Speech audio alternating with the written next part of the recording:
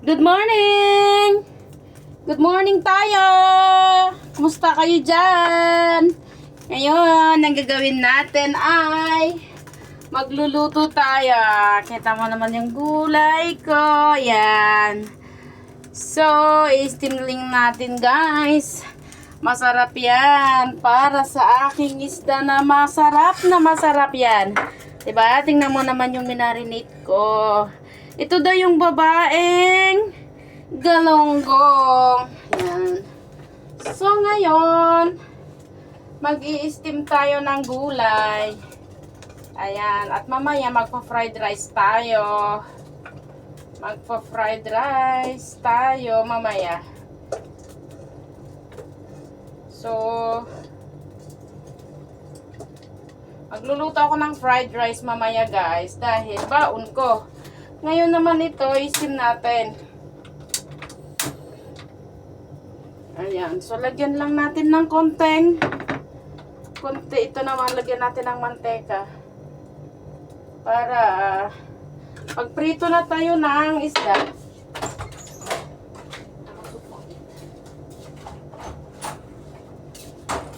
Ay, nakakasuffocate. Ayan. Buksan natin. Ayan guys.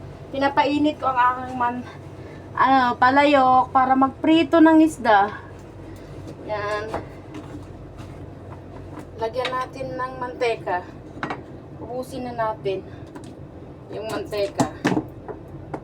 Ayan. Painitan natin ng bongga-bongga. At magluluto tayo. Ayan. Lagyan natin dyan. Ngayon ito naman, buksan natin para sa ating steam na vegetables. Kasi ang sabi nila, mas healthy daw ang olive oil na ilagay sa ating gulay. Yan. Steam lang natin siya. And then put a little bit of salt. Ayan. Lagyan natin ng konting pang masarap. Yan. Pang masarap. And then, lagyan din natin ng asin. Where is yung asin? Yan. Lagyan natin ng asin para masarap siya. Yan. And then, lagyan na natin ng konting tubig para ano siya. Pero ma-steam siya ng konti. Yan. Tapos takpan natin. Ngayon, kulang. Paminta. Lagyan din natin ng paminta para masarap. Yan. Lagyan din natin ng paminta. Tapos, ganun natin siya. Ayan. Yan ang aking gulay, guys. Yan. Diba? Gulay is life. Yan. Gulay. Yan. Pinapainit na natin yung manteka na pamprito. Ang prituhan natin. So, takpan natin, guys. Saan na yung takip nito? Saan natin yung takip? Para ano? Mas maganda. Yan. Takpan natin. Ngayon, magta-try na tayong magprito, guys. Ayan. Diba? Kita mo yan? Ang ganda yung isda ko na marinate siya. O, diba ito daw yung dalagang galunggong. Yan, prito na natin. Oops! Matalsik pa rin. Kala ko hindi na. Kasi nilagyan ko siya ng harina. Sabi ng expert, ate ko, lagyan daw natin ng harina. Tingnan mo naman, nilagyan ko siya. Tingnan natin kung gaano kasarap itong niluluto ko. Niluluto kong isda. Maraming ito guys, minarinate ko siya ng bawang at sibuyas. Nilagyan ko siya ng vinegar. Para siya, yung lasa niya is papasok sa loob. Ayan. Ayan. Ayan, ang piniprito ko. Ayan, isda na babae. Ito ang babaeng galunggong. Ayan na lang yung ini-steam ko siya. Tapos yan naman nalagay ko sa fried rice ko. Lagyan ko siya ng lagyan ko siya ng corn para masarap. Ayan. 'Di ba? At ito ang aking kanin. Handa na siya fried rice. Yan. Kain tayo ng masarap, guys. Ngayon, haluin natin yung gulay. Ayan, gulay. Haluin. Para siya, ma-steam siya. Ang konti. Lagyan natin ng konting tubig.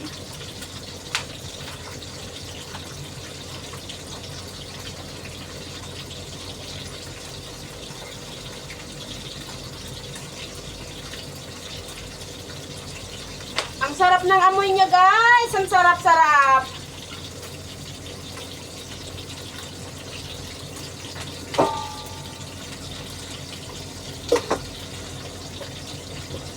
Ganyan ako mag-steam ng gulay, guys. Ayan. Ganyan ako mag-steam para masarap siya, di ba?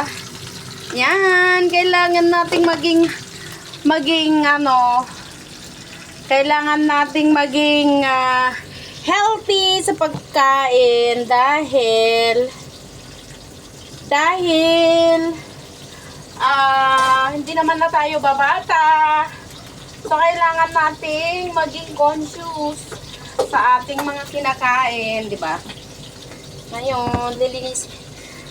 Strain ko tong corn. Alisin ko yung tubig niya para may sahog ako sa fried rice ko.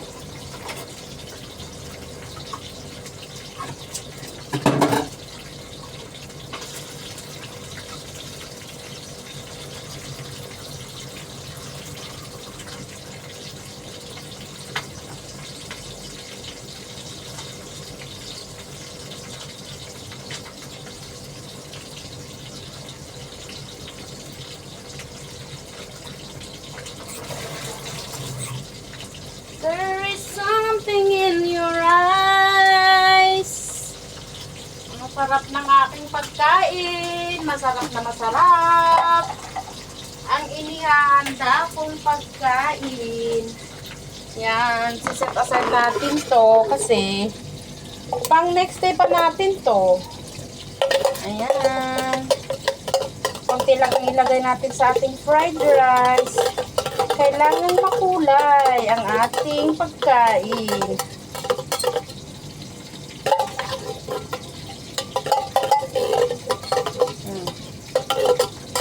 Ayan, si Aling Maliit, always in the kitchen.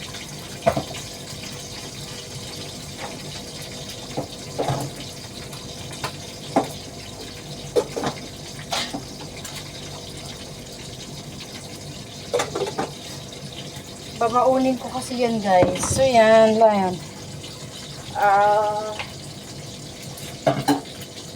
Ito naman, slice ko siya ng maliliit para sa fried rice.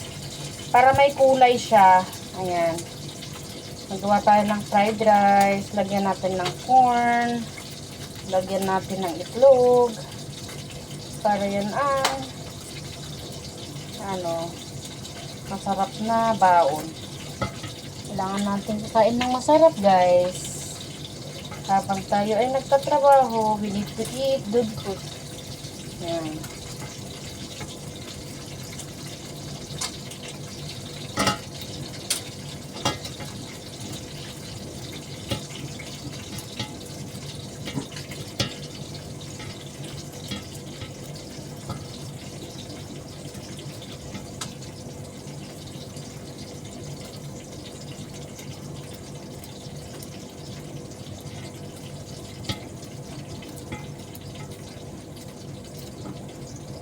Meron din siyang konting carrots, 'di ba? Yan. Parang kailangan ding healthy siya. 'Di ba?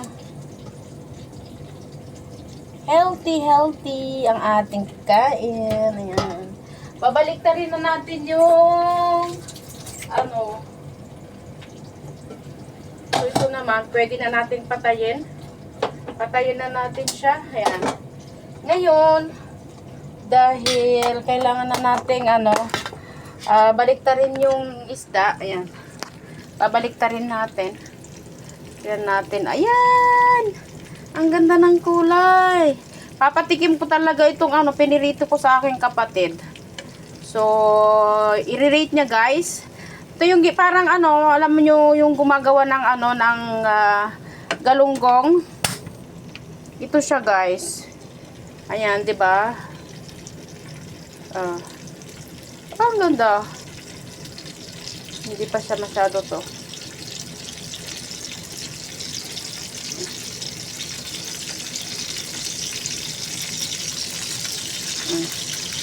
Diba, ang ganda ng kulay? Diba, ang sexy pa ng isda ko, diba? Ayan. Oh, ho, ho. Masarap na masarap. Ngayon, mag-fried rice na tayo, guys. Mag-fried rice tayo. Alisin na natin yan. Lipat natin. Ngayon, mag-fried rice na tayo. Dito sa aking isang ano, palayok. Itong kaldero. Yan. Fried rice tayo.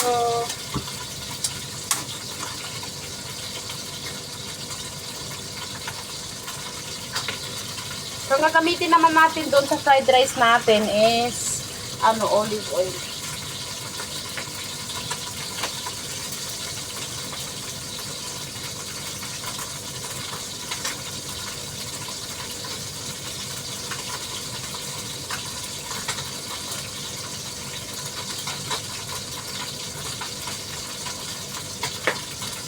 Ayan, meron tayong isang itlog. Para sa fried rice, ayan ang ano, makulay na isasahog ko sa aking fried rice, di ba? May itlog, meron siyang mais, at meron siyang bell pepper. Ay! Sakit mo na. Sakit mo na.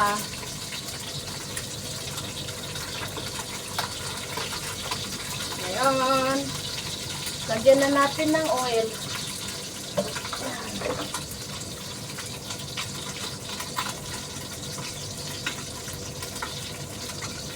Ay! Takot naman.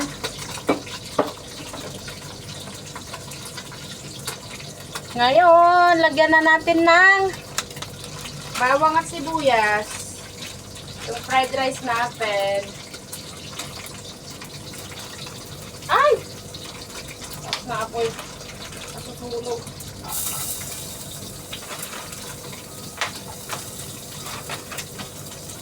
Lagyan na yung pang halo. Oops, oops, oops, oops.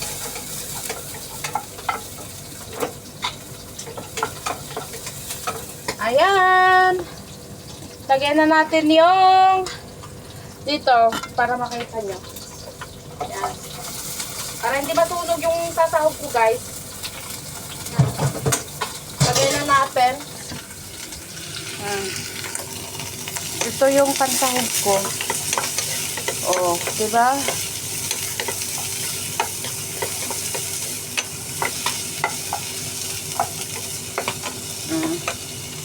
Sakit nun ah. Sakit nun. Natalsikan na ako, guys. Dito sa akin pinipiritong galunggong yun. Ayan. Masakit yun. Siguro wala na to. Ay, mayroon pa. Kala ko wala na. Kaya mo siya. Yan. Ngayon, ang gagawin ko, lagay ko na lang yung kanin dito, guys. Sa ibabaw para ano, para ma-slow maluto siya. Ano yan?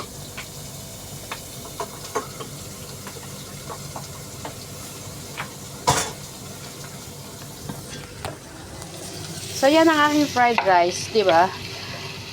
With yellow rice. Yan. Di ba? Low fire lang ang aking ano nilagay na apoy. Para ano. Ah, nahulog. Yan. Kailangan nating ano, lulutuin ng pagmamahal. Ayan. Tapos yung itlog ilalagay ko na lang dito sa gitna. Tapos papatayin ko yung apoy. Para meron akong ano, parang half cook siya. Half cook siya. Ayan. So, lagyan na natin ng konting asin. Konting asin. Ito. Niluto ko siya. Yan, lagyan natin ng konting asin. At konting pagmamahal na magic. Yan. Tapos, yan, haluin natin. Ngayon, nilalagay ko na yung aking itlog sa gitna. Yan. Tapos, ano siya, takpan natin. Para, ma-steam lang siya. Ngayon, huwag ka munang mamatay. Ngayon, itong itlog, ikakat ko siya dito.